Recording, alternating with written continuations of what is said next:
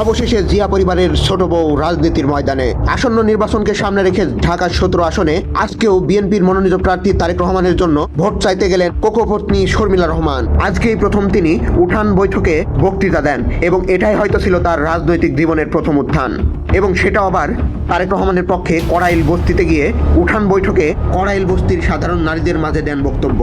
এতদিন অনেকেই প্রশ্ন তুলেছিল, জোবাইদুর রহমানকে দেখা গেলেও শর্মিলা রহমানকে নির্বাচন থেকে দূরে কেন রাখা হয়েছে। অনেকের ধারণা ছিল তিনি হয়তো নীরবেই আছেন, মাঠের রাজনীতিতে সক্রিয় নন বা তাদের মধ্যে মনোমালিন্য হচ্ছে। বিষয়টি নিয়ে বিরোধীরা অনেক গুজব ছড়িয়েছিল, কিন্তু বাস্তবতাটা উল্টো দেখা যাচ্ছে এখন।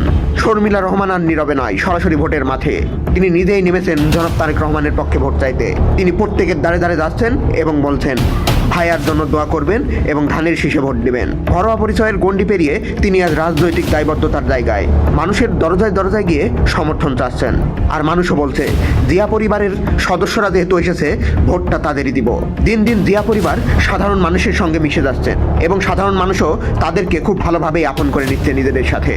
এটা না হলে জিয়া পরিবার? ঠিক এই জন্যই সাধারণ মানুষ বলছে আগামীতে ভোট দিলে ধানের শীষেই দিব।